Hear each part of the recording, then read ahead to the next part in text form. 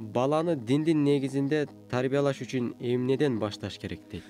Ата-эне өзүдөн башташ керек. Эң негизгиси ата-эне намаз окуп, ата-эне дуа кылып туруп, Аллахтан сураганда, Аллах Таала Куранда айткан: "Я Аллахым, мага күйөөмдү же аялымды көзүмдөн калеги кылып бер, жана балдарымды келечекте такуу адамдарга жол башчы кылгын" деп сурашат деген.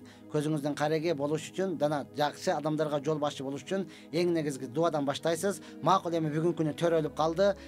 Бизде төрөлүп калганда эң негизи сени ким жараткан, сени тарбиялык кылуу үчүн ким? Аларды үйрөтөсүз.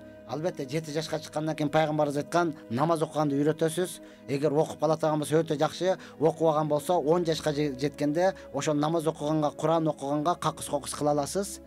Андай кыл, мындай кыл деп туруп, ага ата-эне албетте тарбия бериш үчүн кичине какыс кокус кыла турган болсо эч нерсе эмес. Ошондой кыласыз. Эми 10 жаштан өтүп балагатка жетип калган болсо эми эч нерсе дей албайсыз. Эми дуа кылып Аллахтан гана сурайсыз. Үмүттү ошол жака кыласыз. Өзүңүз динге бекем болосуз. Албетте пайгамбарыбыз айткан, ата-эненин баласына кылган дуасы пайгамбардын үммөтүнө кылган дуасындай кабыл болот деген. Үмүттү үзбөйсүздан бул жагына ыйлап гана дуа кылып Аллахтан сурайсыз. Тарбия кыла турган, иман бере турган бул Аллахка Субхана Таала. Эгер балагатка жете элек боло турган болсо, азыр деле кеч эмес, азыр деле Куран окуганды үйрөтүңүз, азыр деле китеп алып келип бериңиз, азыр деле жакшы сөздөрдү айтыңыз. Айтканда, балага сүйлөгөндө ошол чоң адамга кандай сүйлөйсүз, ошондой эле сүйлөй бериңиз. Ма кека деп эле ага башкача бир тил кылып аны эркелете бербестен, ошол чоң адамга кандай сүйлөп, чоң адам кандай түшүнөт, балаңыз дагы ошондой түшүнөт. Аны чоң адамдай сүйлөңүз, бирок андан чоң адамдын мамилесин күтпөңүз анданчы. Ошондой кылыңыз. Себеби мына бүгүн медреседе балдарды кабыл алдык. 70 бала келиптир. Я Алла. Кээ бир ата-эне келет. Балам, эчтен бизде тартип ушундай да, бир параны жаттаган болсун. Баланы ошолорду медресеге оңойраак кабыл кылабыз. Кээ бир баласы келет. Мына шаарда өстү, балам жаттаган эмес, шаарда билесизге эми ойноп жүрүп келди, эми эптеп ушул окуп калсын. Адам болуп калсын дейт. Адам болуп калсын. Макул, шаардагылар эч нерсени билбейт экен да. Десең, айылдагылар келет. Мына айылда билесиз да, эч ким окубайт, мал калмадан эле жүрүп, эч нерсени билбейт, эми эптеп алып алыңыз. Ушул дагы эптеп молдо болуп калсын. Я Алла. Мектепте эч нерсе окубаган болсо, айылда эркелеп өскөн болсо, боптур шаардагы каяктагы адам билет аны. Шаардагы эми шаардагы ушундай экен десе, айылдагылар мал менен дыйканчылык менен боло берсе, анан каякта үйрөнөт. Бирөкөө келиптир, атасы, мына биз ата-эненин колдо окубайт экен, эркелей берет экен, сиздерге тапшырайлы. Ата-эненин колдо эркелейт экен макул. Десең, бирөкөө келиптир, ата-энеси Москвада, чоң ата, чоң энесинин колдо болуп калды, эрке болуп калды, окубай калды. Анан качан окуйт буларчы? Мындай тарбиясы бүтүн, үй бүлөсү тарбиясы бүтүн бала келдиби мында? Жок. Чынын деле. Анан бизде ушунчалык деңгээлде артта калганбыз, ачык эле айтайын. Болбой калган балабызды медресеге алып келип атабыз да. Ушу жок дегенде молдо болуп алсын депчи. Анан ошол 5ке бүткөндөрдү анан анакка жөнөтүп атабыз да, министр болсун, депутат болсун, башка болсун депчи. Урматтуу тууган, ол мектепте окубаган адам медреседе дагы окубайт.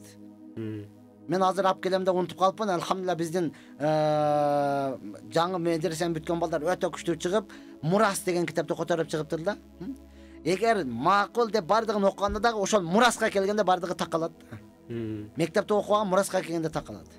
Бүгүн чынын деле балдардан ошол 70 бала болгон болсо 70ден сурадым. Мектепте ыр жаттагансыңбы?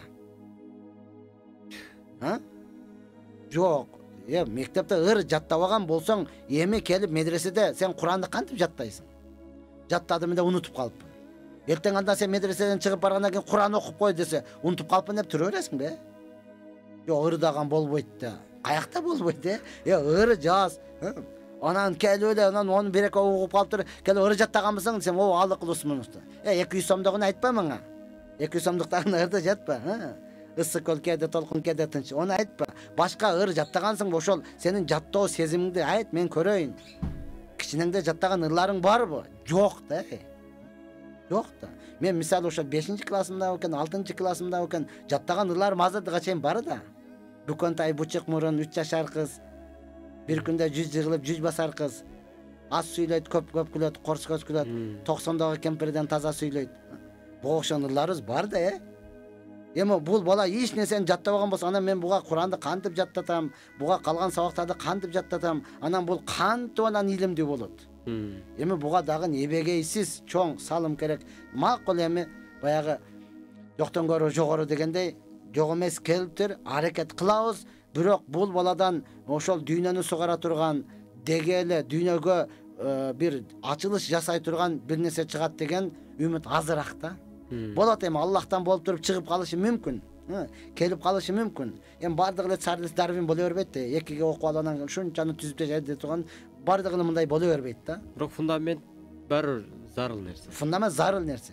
Ошондон азыр дагы айтайын, мектеп бүгүндөн башталды. Урматтуу ата-энелер, сиздерден сураныч, эгер чынында эле балаңыз ыймандуу, деги эле Куран чача турган, ушундай хадистерди айтып бере турган болгоңуз келет болсо, азыртан мектебине карап коюңуз. Мектебине тарбиялап коюңуз. Ошого көңүл буруп коюңуз. Ошол жакта көңүл буруп, анан мейли 9-ду бүтүп келсин, мейли 11-ду бүтүп келе турган болсо, андан биз дагы чоң үмүт менен баш отубузду берип, бул балага окутуп, билген нерсебизди үйрөткөн аракетин кылабыз. Ана устаз, ушул акыркы күндөрү балага ата-эненин көңүл буруусу же убакыт бөлүүсү жөнүндө бир кызыктай бир окуялар болуп атат. Мен өзүм мындан тышкары иштеген жумушта шаар окуу курсу бар да.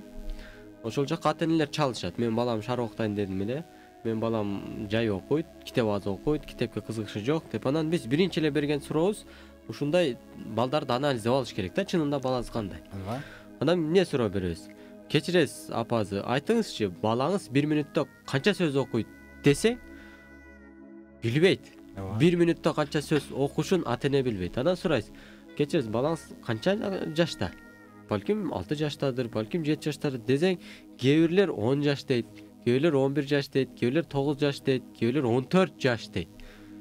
Анан мен кайра ачууланып айтам, 12-15 жашка чыкканга чейин балаңызга ушу 1 мүнөт бөлгөн жоксузбу дейм да. Эми чынында баланын билимине караган ата-энелер бар. Бирок мен ушу акыркы 2 айдын ичинде 20дан ашык ата-эне менен сүйлөшүп калдым ушул темада. Бирөө дагы 1 мүнөттө канча сөз окурун айта алган жок. Бирөө дагы. Анан бир ата-эне чалып, мен кызым 1 мүнөттө 100 сөз окут экен деп чалды эле, сүйүндүм да, чынында сүйүнсөм, мен статусума коюп койгом ошону. Ошондон кийин окутуп ана мага чалыптыр сүйүнчүлөп. Эсине келип. Айтайын дегеним, тарбия бүгүнкү күндө мындай бир жок. Албетте, ооба. Жок кайсы. Моюнга алыш керек. Эми анан мен ушул тарбия маселесине кичине китеп барактап, устаздардын сөзүн изилдеп, сабактарын угуп атып, бир нерсе мындай бир нерсени түшүндүм да. Бир устазыбыз айтат, азыр миллиондогон бала жетим чоңоюп атат дейт. Миллиондогон бала жетим чоңоюп атат. Бунун мааниси кандай деп мынтип ойлонуп көрсөк, уй деле багат экен, эшек деле багат экен. Анан адам деле багат экен. Бирок үчөөнүн багуусу, экөөнүн багуусу ошол менен токтойт. Үчүнчү адамзаттын багуусу тарбия деген нерсе менен коштолуш керек экен да. Же болбосо тарбия берилсе баг өзү эле болот окшойт дейт. Багуу эле болсо кийин багуу да болбой калат экен да. Мисалы үчүн баланы бага берсең, кийин ата-эненин багуу дагы болбойт экен да. Балага тарбия бере берсең, багуу өзүнөн өзү болот экен. Дейм да, болгондо дагы багуунун эң бактылуу багуу дагы ата-эне болот экен да. Башында айткандай, кийин балага тарбия берсе, бактылуу карылыкка даярдансын деп атпайбызбы? Ошого тарбия маселесине устаз менимче көп тема алып чыгат окшойбуз. Албетте, аны көп алып чыга турган нерсе, анан чынында эле өтө көйгөйлүү. Азыр сиз айткандай, биз бала атка көңүл бургандай, балага көңүл бурбай калдык. Ал калай берсин, итке көңүл бургандай, балдарыбызга көңүл бурбай калдык. Ошондой эле мал жандыкты карагандай, ата-энебизди дагы карабай калдык да. Эсиңизби, чынында эле мен айтып атам, бир досум ат алды. Я Алла, күнүгө 5 мал кабар алат, кемидечи. Ат эмне болду? Атка жем салдыңбы деп? Атка жем салдыңбы, барып сугардыңбы, кабар алат. Ал чорлошуп калбадыбы, чалышып калбадыбы деп отурупчу, ата-энесин анчалык кабар албайт. Ишенесизби, ушунчалык көйгөйлүү маселеге жеттик. Бирөө паркта итини жетелеп жүрөт. Анан мен көрүп калып, таанып туруп айтат, итти дагы карасаң ит экен да дейт. Ачуум келип айтып, мага ит экенсиң дедим. Неге? Ушул убакка чейин бир жолу ата-энең жетелеп келдиңби? Молор неме да, өздөрү келет да. Жаштыгында балам деп жүрүп, өзү жебесе баласыга жетеди. Эми карып калып дагы эле балам деп үйдө отурат. А сен болсо итиң жетелеп жүрөсүң. Ооба, тарбия өтө маселе. Итти деле тарбияласаң келип өзүң тиштейт да. Атты тарбияласаң келип өзүңдү тебет. Атты тарбиялашында канча кыйынчылык керек. Балага дагы ошондой сөзсүз көңүл бурулуш керек. Бүгүнкү күнү урматтуулган чынында эле сиз айткандай, я Алла, дүйнөгө эле болуп калдык тагын, ошол эле болсо калганы болот деп калдык да. Жок, бул адам баласы, бул ат эмес, бул эшек эмес. Уру минип алсаң кете бере турганчы.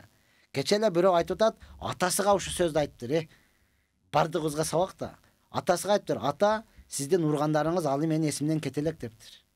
Тарбия бербей туруп урганда, эч нерсени бербей туруп, аны уруп, ананы кыл, муну кыл деген бүгүнкү күнү баласы ошого айтып атат. Баласы, ата, сиздин ургандарыңыз менин эсимден алы кете элек дептир да. Бул кандай деген жүлүндү, тешип өтө турган сөздөр да. Ошондуктан ар бирибиз балабызга жашынан, баланы бардыгыбыз атабыз айтып койгон өзүчү. Бала катынды башынан, баланын жашынан депчи. Жашыдан азыр ата ким, апа ким, аны кандай тарбиялат? Пайгамбарыбыз ачык айтты, бейиш энелердин таман астында деди. Демек урматтуулган, энеңе ушунчалык мамиле кылган бейишти табасың. Я Алла, ата бабабыз атала энелерден калган сөз. Мурда да айттым го, лакап, макал болуп калды. Атанын сөзү ок, эненин сөзү бок. Энеге канча, атага канча көңүл буруш керек. Эгер балам мага ошондой көңүл бурсун десеңиз, азыртан менет кылыңыз.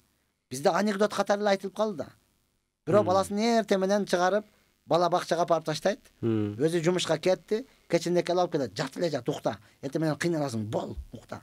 Ойното койбойт, же сүйлөшө койбойт. Алып келип эле кайрадан уктатышын аракетин кылат.